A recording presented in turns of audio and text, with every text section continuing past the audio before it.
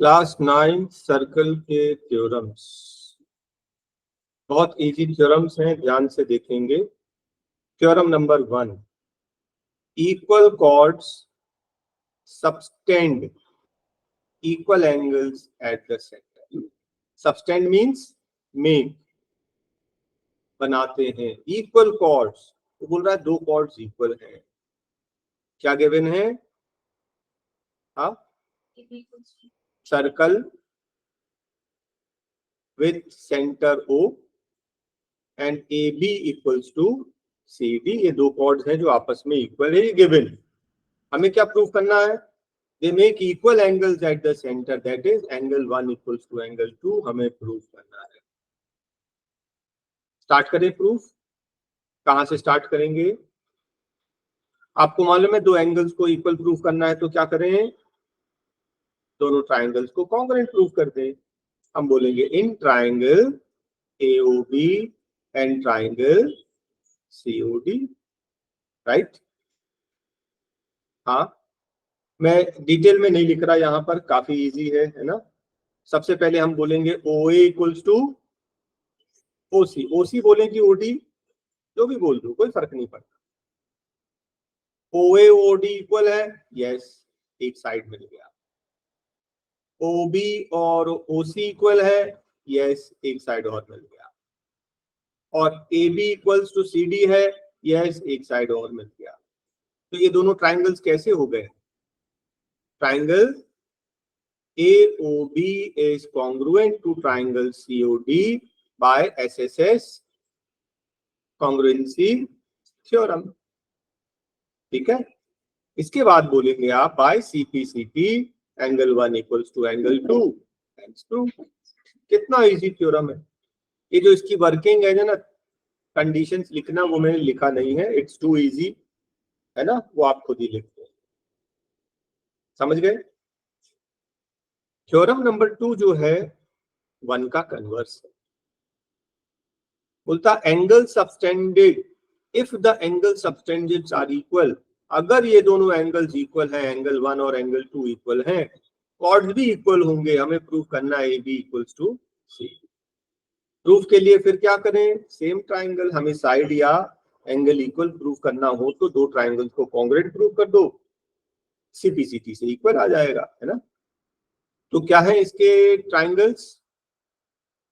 Same in triangle AOB and triangle COD। Conditions यहीं discuss कर लें।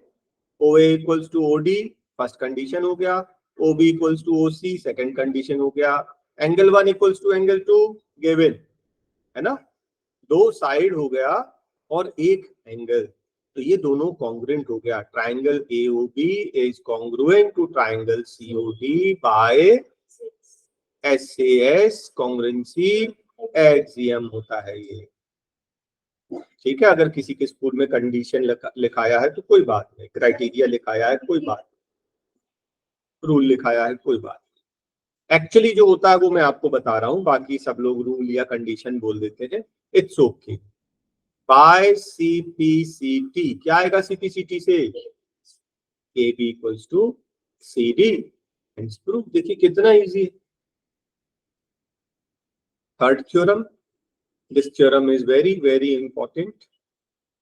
Perpendicular from the centre, perpendicular हम बना रहे हैं, CL is perpendicular to PQ, given है कि perpendicular bisects the chord, chord को बाइसेक्ट करेगा, that is PL equals to LQ, ये हमें प्रूफ करना है। और आप तो देख ही रहे हैं कि अगर दो साइड या एंगल प्रूव करना होता तो दो ट्राइंगल को कॉन्ग्रुएंट प्रूव करते। कंस्ट्रक्शन है क्या?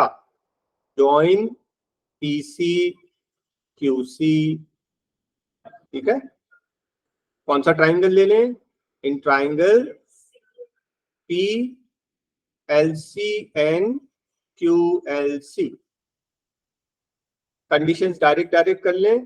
First condition CL common, second condition PC equals to QC, क्यों? Radii of the same circle. और third condition angle 1 equals to angle 2। इसके लिए मैं लिख लेता हूं, हाँ, पहले लिखेंगे PC इक्वल्स टू QC, क्यों? Radii of same circle. फिर लिखेंगे CL equals to CL, common है। फिर लिखेंगे angle 1 equals to angle 2 equals to 90, ये गिवन है, परपेंडिकुलर उसने बोला था। तो क्या हो गया? Triangle PLC is congruent to triangle QLC CLQ। वैसे अब कॉन्ग्रुएंसी मिल गया है ना, तो कॉरस्पॉन्डिंग P का कॉरस्पॉन्डिंग Q है ना। तो CPCT से क्या आएगा? By CPCT PL equals to LQ, PL equals to LQ। इसका मतलब CL बाइसेक्ट PQ।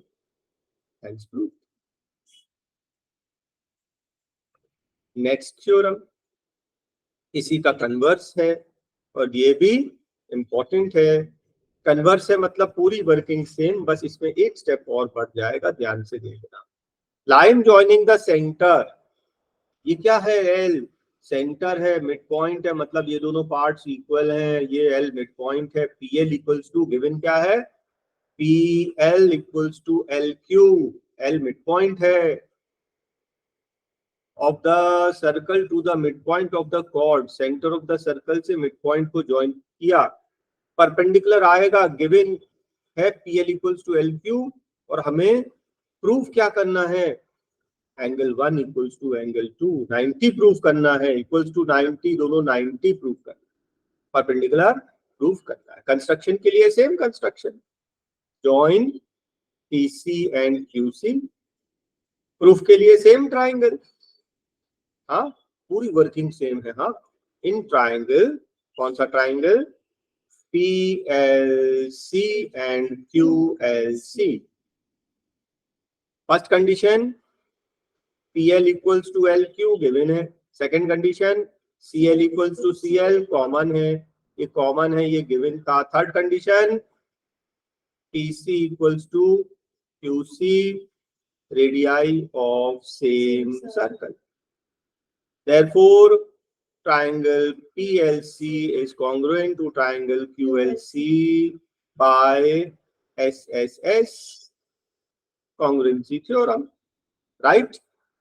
एक बार ये congruent हो गया तो क्या आएगा? By CPCT angle 1 equals to angle 2. Complete ना theorem? नहीं, हमें इक्वल के अलावा 90 90 बताना था, परपेंडिकुलर बताना है। अभी तो सिर्फ इक्वल आया है। आपको मालूम है ये दोनों लीनियर पेयर हैं। Angle 1 plus angle 2 equals to 90, reason 180, reason linear pair. तो आप क्या बोलेंगे? 1 को 1 बोलिए, 2 को भी 1 बोल दीजिए। Twice angle 1 equals to 180, angle 1 equals to 90, hence proved it is perpendicular, right? Very very important था 3 और 4। अब ये काफी इजी सा थ्योरम है, बोलता है इक्वल कॉर्ड्स AB और CD कॉर्ड्स कैसे हैं? इक्वल, आर इक्विडिस्टिंक्ट, मतलब OL equals to OM। Chords अगर इक्वल होंगे तो उनका सेंटर से डिस्टेंस इक्वल होगा, ये हमें प्रूव करना है। क्या करें? Join OA and OC। आप चाहे तो OB OD जिसको भी ज्वाइन कर लो, फिर से दो ट्रायंगल देंगे। एक और कंस्ट्रक्शन है मालूम, OL perpendicular, OL is perpendicular to AB and OM is perpendicular to CD।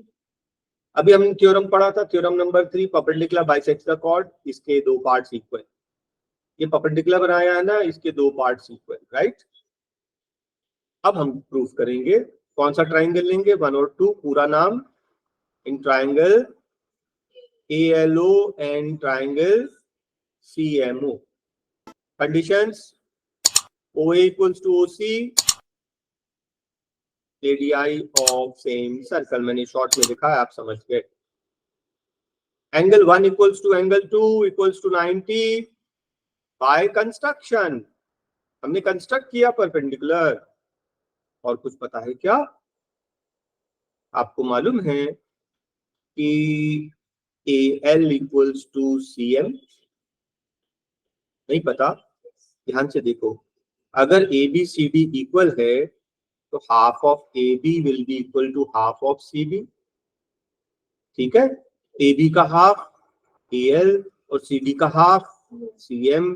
अगर दो कॉर्ड्स इक्वल है उनके हाफ्स भी इक्वल होंगे, हम यहां लिख देंगे हाफ्स ऑफ इक्वल कॉर्ड्स। हो गया congruent. Right angle hypotenuse side, हम बोलेंगे triangle ALO is congruent to triangle CMO by RHS congruency theorem. Therefore by CPCT क्या आएगा? OL equals to OM, OL equals to OM, hence proved। खत्म। समझ रहे हैं आप? चलिए नेक्स्ट क्वेश्चन, उसी का कन्वर्स है ये, तो 90% सेम। बोलता chords which are equidistant from the centre, क्या दिया है? OL इक्वल्स टू OM, ये गिवन है। आर इक्वल, ऐसे कॉर्ड्स इक्वल होंगे, हमको प्रूव करना है AB equals to CD। Construction same, क्या करेंगे? क्या करेंगे? जॉइन OA OC और draw OL perpendicular on AB and OM perpendicular on CD। ये कंस्ट्रक्शन है। फिर से हमारे पास दो ट्राइंगल है, इन दोनों ट्राइंगल्स को क्या करेंगे? कॉन्ग्रुएंट। वर्किंग पूरी सेम है ना? चलिए कॉन्ग्रुएंट प्रूव करते हैं। तो इन triangle ALO and triangle CMO, मैं इसके कंडीशंस नहीं लिख रहा, मैं टिक कर देता। OL इक्वल्स टू OM, क्यों? Given. OL equals to OM given, first condition हो गया। Second condition OA equals to OC, radii of the same circle. Third condition angle 1 is equals to angle 2 equals to 90 by construction. लिख देते हैं, लाओ। OL equals to OM given है और OA equals to OC, ये भी ये है रेडियाई ऑफ सेम सर्कल। और आप बोलोगे angle 1 equals to angle 2 equals to 90 by construction, हमने परपेंडिकुलर बनाया था ना, तो 90 डिग्री तो होता ही है। Therefore triangles ALO is congruent to triangle CMO by right angle hypotenuse side by RHS congruency theorem। तो CPCT से क्या आएगा? By CPCT AL equals to CM। ध्यान से देखना, AL इक्वल्स टू CM। अब देखिए, अगर AL और CM इक्वल है तो दोनों साइड 2 मल्टीप्लाई कर दो, twice AL equals to twice CM। AL का डबल क्या हो जाएगा? AB, एलिमेंट पॉइंट था ना, AL का डबल AB, तो AL का डबल AB तो CM का डबल CD, ये इक्वल हो गया, हेंस प्रूव्ड। ठीक है। Next theorem number 7, another very very important theorem, exam में भी आएगा, प्लस इसका एप्लीकेशन बहुत है। Angle subtended by the arc eight the centre, subtended मतलब मेक, जो एंगल कोई आर्क सेंटर पर बनाता है, इज ट्वाइस, डबल है, the angle subtended bye it on the remaining part of the circumference. Double angle बनाएगा किसका? वही आर्क रिमेनिंग पार्ट, बाकी सर्कमफ्रेंस में कहीं पे भी जो एंगल बना रहा है उसका डबल सेंटर पर बनता है। इसको हम लोग शॉर्ट में क्या बोलते हैं मालूम है? जो इंस्क्राइब्ड एंगल, मतलब जो सर्कमफ्रेंस पर बनता है। Inscribed angle is half the central angle, या सेंट्रल एंगल मतलब जो सेंटर पर बन रहा है, तो central angle is 2 times the inscribed angle. ये जितना जो पूरा थ्योरी लिखा है ना, इसको शॉर्ट में हम लोग ये बोल सकते हैं, central angle is twice the inscribed angle, या फिर inscribed angle is half the central angle. दो में से कोई भी चीज आप बोलना चाहो बोल सकते हो, इतना पूरा थ्योरी डिटेल में बोलने से अच्छा। तो गिवन क्या है? गिवन इक्वेशन में है एक सर्कल, सेंटर ओ है ना, और एक पॉइंट है ऑन द सर्कमफ्रेंस। हमें क्या प्रूफ करना है?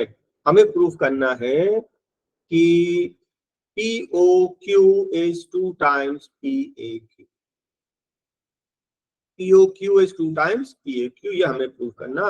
कंस्ट्रक्शन के लिए क्या करेंगे? ज्वाइन OA, OP, OQ और ज्वाइन AO को एक्सटेंड करके B तक एक्सटेंड कर दिया। एक्सटेंड AO कहां तक? 2B। अब कंस्ट्रक्शन स्टार्ट करें, प्रूफ स्टार्ट करें। ध्यान से देखना, बहुत इजी है। मैं 2 साइड वर्क कर रहा हूं और बिल्कुल एक जैसा चलेगा। मैं जानबूझकर साइड बाय साइड रख रहा हूं। एंगल 1 और एंगल 2 इक्वल है, ये दोनों रेडियस है सेम सर्कल के। 2 साइड इक्वल होते हैं, उनके ऑपोजिट एंगल्स भी इक्वल होते हैं। एंगल 1 एंगल 2 इक्वल क्यों? Angles opposite to equal sides are equal. Short आपको मालूम है angle 3 is angle 1 plus angle 2। क्यों? Exterior angle. किसी भी ट्राइंगल का एक्सटीरियर एंगल, देखो ये एक्सटीरियर, ये इसके बाजू वाला छोड़ो, 1 प्लस 2 इक्वल्स टू 3। ऐसे ही तो बन रहा 1 प्लस 2, ये एक्सटीरियर। रीजन बोलेंगे exterior angle sum property. Angle 3 is angle 1 plus angle 2 और एंगल 1 और 2 इक्वल है। क्यों ना हम लोग 1 को भी 1 बोल दें, 2 को भी 1 बोल दें। Angle 3 is twice angle 1। Equation number 1 आपको समझ में आया? यही चीज हम लोग यहां पर कर रहे हैं। इसको 4 बोलेंगे, इसको 5 बोलेंगे, इसको 6। तो जैसा हमने ये फर्स्ट पार्ट किया है ना, बिल्कुल एग्जैक्टली सेकंड पार्ट ऐसे ही करेंगे। मैं साइड बाय साइड इसलिए कर रहा हूं कि कंपैरेटिव मिल जाए और आप चाहे तो ऊपर नीचे करें। Angle 4 equals to angle 5, yes, reason same जो बाजू में लिखा है। Angle 6 is angle 4 plus angle 5, yes, reason exterior angle sum property. Angle 6 equals to 4 plus 4, angle 6 equals to twice angle 4। Equation number 2। जैसा हमने लेफ्ट साइड वाले triangle में किया वैसे ही राइट साइड वाले ट्राइंगल में किया। अब इन दोनों इक्वेशन को ऐड कर दें। Adding equation 1 and 2। Angle 3 plus angle 6 equals to twice angle 1 plus twice angle 4, right. अब ध्यान से देखना, 3 प्लस 6 मिलाकर क्या हो जाएगा? 3 प्लस 6 मिलाकर POQ, ये बन जाएगा एंगल POQ। और ये 2 टाइम्स कॉमन ले लेंगे तो एंगल 1 प्लस 4, एंगल 1 प्लस 4 क्या बनेगा? PAQ, angle PAQ। यही तो हमें प्रूव करना था। Hence proved. Very very important theorem है। बहुत इजीली समझा दिया। फर्स्ट पार्ट पहले यहां करना लेफ्ट वाले ट्राइंगल के लिए, सेकंड पार्ट राइट वाले ट्राइंगल के लिए, उसके बाद दोनों को ऐड कर देना। ये आपका थर्ड पार्ट प्रूव। इसके आगे एक नोट है, angle in a semi circle is a right angle. ध्यान से देखना, मैं सिर्फ एक, अभी हमने देखा ये मैंने कैसा एंगल लिया था, आर्क PQ कैसा लिया था? माइनर, छोटा, आधे से छोटा, है ना। आर्क मैंने कैसे लिया था? आधे से छोटा। लेकिन हो सकता है आर्क आपका डायमीटर हो, आधा सर्कल हो। कितना एंगल बनाएगा यहाँ? स्ट्रेट लाइन है 180 डिग्री और सरकमफ्रेंस पे कितना बनेगा? हाँ, आपको मालूम है सेंटर पर जितना बनता है उसका हाफ यहाँ बनता है, 180 का आधा 90। Angle in a semi circle is a right angle. Semi circle मतलब जो डायमीटर पर ट्रायंगल बने, आधे सर्कल, इसमें नहीं, इस वाले ऊपर वाले पार्ट। जब भी सेमी सर्कल में एंगल बनेगा हमेशा 90 ही होगा। क्यों? सेमी सर्कल मतलब ये डायमीटर है, डायमीटर मतलब स्ट्रेट लाइन, स्ट्रेट लाइन मतलब स्ट्रेट एंगल 180 डिग्री, उसका हाफ यहाँ। ये क्या है? ऊपर जो हमने थ्योरम किया उसी का तो एप्लीकेशन है। सेंटर पर क्या बनता है?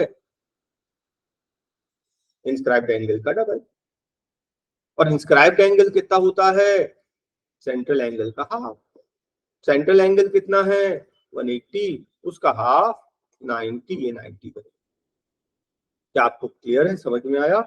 एक चीज और समझाना चाहता हूँ, ध्यान से देखना। हाँ, जानबूझकर मैं ऐसा थोड़ा अजीब सा ट्रायंगल बना रहा हूं आपको समझाने के लिए स्पेशली। ये मैंने एंगल 1 बोला, इसको 2 बोला, मैं इसको 3 बोल रहा हूँ और इसको 4, ये 3 और ये angle 1 is half of what angle 3। अरे सेंटर पर जो बनता है उसका आधा यहाँ बनता है। एंगल 1 जो है 3 का हाफ है, 3 क्या है 1 का डबल। बात समझ में आई? यही तो पढ़ा ना हमने थ्योरम में, ये थ्योरम में यही तो पढ़ा। सेंटर पर जो एंगल बनता है उसका हाफ से इंस्क्राइब्ड एंगल बनता है सरकमफ्रेंस पर। यस कि नो? एक और चीज, इंटरेस्टिंग चीज, angle 2 is half of angle 4। ये हाफ देखना, ये जो एंगल है इसके ये नीचे वाला नहीं, अदर साइड वाला चाहिए। उसी तरह से 2 के नीचे नहीं, उसके अदर वाला चाहिए। तो 2 हाफ ऑफ 4 होगा। बात समझ में आई? क्योंकि नेक्स्ट थ्योरम में ये यूज होने वाला है। ठीक है, तो 2 एक्स्ट्रा चीज हमने पढ़ ली। ये है नोट नंबर 1। नोट नंबर 1 ये था कि angle in semi circle is a right angle. और ये नोट नंबर 2 ये है कि 1 हाफ ऑफ 3 है और 2 हाफ ऑफ 4। चलिए और आगे देखते हैं। Angles in the same segment of the circle are equal. आपको मालूम है सेगमेंट क्या होता है? सेगमेंट मालूम है क्या? ये सर्कल है, मैंने काट दिया, देख रहे हो? एक सर्कल लिया मैंने, यहां सीजर से काट दिया, 2 पार्ट्स हो गए। ये फर्स्ट पार्ट क्या है? सेगमेंट है। और सेकंड पार्ट क्या है? वो भी एक सेगमेंट है। ये बड़ा वाला है मेजर सेगमेंट, ये छोटा वाला है माइनर क्या सेगमेंट। सेगमेंट आपके प्रीवियस जो बुक थी ना, ओल्ड बुक, उसमें ये सब डिटेल में बताया था, अभी डिलीट कर दिया, लेकिन हमें जरूरत पड़ने वाली है। क्या इतना समझ में आया? बोल रहा angles in the same segment, इसी सेम सेगमेंट, दूसरे सेगमेंट की बात नहीं कर रहा, इसी एंगल, इसी सेगमेंट में जो एंगल बनेंगे वो कैसे होंगे? आपस में इक्वल एंगल। सेम सेगमेंट में बनने वाले एंगल्स इक्वल होंगे, ये हमें प्रूफ करना है। ठीक है, तो प्रूफ करने के लिए हम क्या करते हैं, हम फिगर बना लेते हैं। यही फिगर मान लीजिए, इसको मैं पी क्यू बोल देता हूं, इसको मैं ए बी बोल देता हूं। हाँ, और एक और चीज इंपॉर्टेंट मिस हो रही है, सेंटर। तो मान लो थोड़ा अजीब सा फिगर बन रहा है, कोई बात नहीं, ये centre. Angle 1, angle 2, angle 3 given क्या है? Angles in the same segment are equal. तो एक सर्कल है विद सेंटर ओ, और ए और बी क्या है, उस पे 2 पॉइंट्स है। हमें क्या प्रूव करना है? Angle 1 angle 2 equal. Angles in the same segment, इसी सेगमेंट में सेम सेगमेंट जो एंगल्स बन रहे हैं वो इक्वल होंगे, हमें प्रूव करना है। अब proof start. Angle 1 is half of angle 3, yes कि no? Inscribed angle is half the central angle. Circumference पर क्या बनता है? सेंटर का आधा। सेंटर में 3 बन रहा है, 1 उसका आधा। Equation number 1।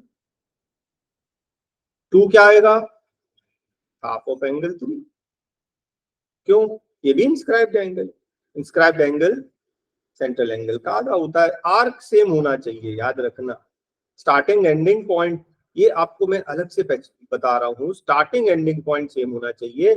P A Q, ये पूरा एंगल 1 जो है ना, वो है पी ए क्यू, पूरा नाम। हाँ, और दूसरे वाले का एंगल पी बी क्यू। आपने देखा कि स्टार्टिंग और एंडिंग पॉइंट सेम है, पी से स्टार्ट हुआ और क्यू पे खत्म हो रहा है। और बीच का कोई भी पॉइंट जो है ना, ये सरकमफ्रेंस पर कहीं पे भी ले लीजिए आप, इनके एंगल्स इक्वल आएंगे। आपने देखा इक्वेशन 1 और 2 दोनों ही है 3 का आधा। तो हम क्या बोलेंगे? From equation 1 and 2 we get what? Angle 1 equals to angle 2। ये भी 3 का आधा, ये भी 3 का आधा, दोनों आपस में equal. Hence proved. Easy theorem था, इंपॉर्टेंट है। एमसीक्यूज के लिए भी इंपॉर्टेंट है। अब देखिए एक थ्योरम था प्रीवियस बुक में, ओल्ड बुक्स में, उसको डिलीट कर दिया है, तो हम लोग इसको पढ़ लेंगे, जरूरत पड़ती है। There is one and only one circle passing through three non-collinear points. Collinear points मतलब points on the same line. अगर मैंने एक लाइन लिया है ये और इसमें मैंने 3 पॉइंट्स लिया ए बी सी, तो ये कैसे पॉइंट्स हैं? कोलिनियर। हमें क्या चाहिए? Non collinear. तो मैंने नॉन कोलिनियर पॉइंट्स ले लिया 3 पॉइंट्स ए बी सी। आप स्ट्रेट लाइन बनाएंगे, तीनों से पास करने वाली स्ट्रेट लाइन नहीं बनेगी, है ना? ऐसी लाइन बना सकते हो एबीसी तीनों से पास करे? नहीं। तो कैसे पॉइंट्स हैं? Non collinear. अब आप क्या करें? ए बी को ज्वाइन करें, फिर क्या करें? बीसी को ज्वाइन करें, फिर क्या करें? ए बी का परपेंडिकुलर बाइसेक्टर। क्या बनाना है? Perpendicular bisector. आपको मालूम है ना कंस्ट्रक्शन से कैसे बनाते हैं। फिर आप बीसी का भी परपेंडिकुलर बाइसेक्टर बना दीजिए, बीसी का भी परपेंडिकुलर बाइसेक्टर। ये भी परपेंडिकुलर भी है और बाइसेक्ट भी कर रहा है। ये दोनों परपेंडिकुलर बाइसेक्टर कहाँ पे मीट करते हैं? उसको हमने बोल दिया पॉइंट ओ को सेंटर लेना और ओए को रेडियस लेकर जब सर्कल बनाओगे तो तीनों से पास करके जाएगा। ये मैं एक रफ फिगर बना रहा हूं, ठीक है? क्यों ऐसा क्यों होगा? ध्यान से देखना। अगर ये पॉइंट ओ है तो ओ ए ओ बी इक्वल होगा, क्योंकि परपेंडिकुलर बाइसेक्टर पर सारे पॉइंट्स इक्वल होते हैं। ओ ए और ओ बी इक्वल, क्योंकि परपेंडिकुलर बाइसेक्टर पर एवरी पॉइंट ए और बी से इक्वल डिस्टेंस होता है। फिर आप देख रहे हो कि ये ओ जो है इस पे भी लाइक कर रहा है, तो O B equals to O C. Figure थोड़ा ऑड बन गया है ना? मैनेज। ओ बी ओ सी भी इक्वल है, क्योंकि परपेंडिकुलर बाइसेक्टर पर लाई करता है। परपेंडिकुलर बाइसेक्टर पर हर पॉइंट बाकी दो पॉइंट से इक्वल डिस्टेंस, तो ये तीनों इक्वल है। इनको रेडियस समझकर सर्कल बनाओगे तो सर्कल बन। तो there is one circle passing through the three non collinear. बोलता है ओनली वन, एक ही बनेगा, एक से ज्यादा नहीं बन सकते। क्यों? दो स्ट्रेट लाइन एक पॉइंट से ज्यादा कट कर सकती है क्या? नहीं। तो दो परपेंडिकुलर बाइसेक्टर एक ही पॉइंट पे कट करेगा, एक से ज्यादा पे कट नहीं कर सकता। एक पे कट करेगा मतलब एक ही सेंटर है, एक ही सेंटर है तो एक ही सर्कल बनेगा। वन सर्कल तो पहले ही बता दिया। अब हमने ये भी बता दिया कि ओनली वन बने, ठीक है? आपको ये समझ में आया कि कोई भी 3 नॉन कोलिनियर पॉइंट्स ले लीजिए, ए बी सी, कोई भी 3 नॉन कोलिनियर पॉइंट्स ले लीजिए। इसको ज्वाइन करना है, इसको ज्वाइन करना है, इसका परपेंडिकुलर बाइसेक्टर, इसका परपेंडिकुलर, इसको सेंटर लेना, ओ को सेंटर लेना, ओ बी सी को रेडियस लेके सर्कल बनाओगे तो हमेशा एक सर्कल बनेगा, हमेशा बनेगा, बात खत्म, ठीक है? ये थ्योरम। अब इसकी हेल्प से ही तो हम लोग नेक्स्ट थ्योरम करने वाले हैं। Theorem number 9। थ्योरम नंबर 9 क्या है मालूम है? बेसिकली थ्योरम नंबर 9 8 का कन्वर्स। 8 हमने क्या बोला था? सेम सेगमेंट पर एंगल्स इक्वल होते हैं। सेम सेगमेंट पर एंगल इक्वल होते हैं, यहां उसका कन्वर्स है, उल्टा है। बोल रहा है अगर, ध्यान से देखना, मैं फिगर यहां एक फिर से बना लेता हूं। मान लीजिए कि मैंने एक लाइन लिया BC और दो पॉइंट्स और ले लिया, एक यहाँ पर A और एक यहाँ पर D, और अगर ये दोनों एंगल्स इक्वल हैं, अगर ये दोनों एंगल्स इक्वल हैं, वो यही बोल रहा है, अगर एक line segment joining two points, मतलब मैं किसकी बात कर रहा हूँ? AB की बात कर रहा, make equal angles on other 2 point, तो मैं उसको, मैं ये BC, सॉरी ये बेस है BC और A और D की बात कर रहा हूँ। लाइन जो है इसको मैंने लिया BC और एंगल्स क्या बन रहा है? A और D पर सेम साइड पर इक्वल एंगल्स बना रहा है, इक्वल एंगल्स। तो ये चारों पॉइंट्स क्या है? सर्कल पे अप्लाई करें। मतलब कि अगर मैं एक सर्कल बनाऊंगा तो इन चारों को पास करके जाएगा 100%। यही आपको प्रूफ करना है, आपको यही प्रूफ करना है।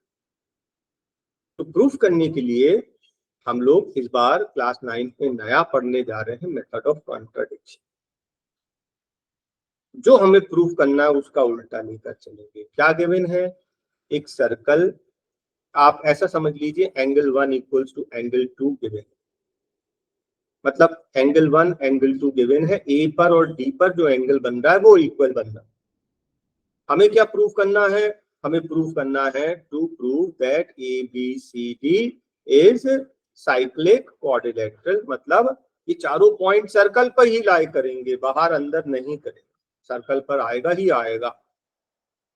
हमें प्रूव करना है। प्रूफ करने के लिए कौन सा मेथड? कॉन्ट्रडिक्शन। हम बोलेंगे let A B C pass lie on circle. मान लिया कि ये 4 में से 3 पॉइंट्स, हमें क्या प्रूफ करना? ए बी सी डी चारों लाई करते, हम बोल रहे हैं ए बी सी लाई करता है और D not lie on circle. मान लो कि ए बी सी सर्कल पर आ रहा है, ए बी और सी जैसा फिगर में दिख रहा है सर्कल पे लाई कर रहा और डी लाई नहीं कर रहा, मान लो थोड़ी देर के। यही मेथड है हाँ कॉन्ट्रडिक्शन का, जो प्रूफ करना है उसका उल्टा लेके चले। हमने मान लिया कि डी सर्कल पर लाई नहीं करता, सर्कल पर लाई नहीं करता तो सर्कल कहीं ना कहीं तो काटेगा। मान लो जहां काट रहा है इसको पॉइंट बोलेंगे डी डैश, और जो एंगल बन रहा है यहाँ पर उसको बोलते हैं एंगल 3। आपको मालूम है angle 1 will be equal to angle 3। क्यों? एंगल्स इन सेम सेगमेंट, अभी तो थ्योरम नंबर 8 में पढ़ा था। ये भी उसी सर्कल में बन रहा है, ये भी उसी सर्कल में, सरकमफ्रेंस पे दोनों बन रहे हैं, दोनों है angles in the same segment, दोनों आपस में इक्वल होंगे।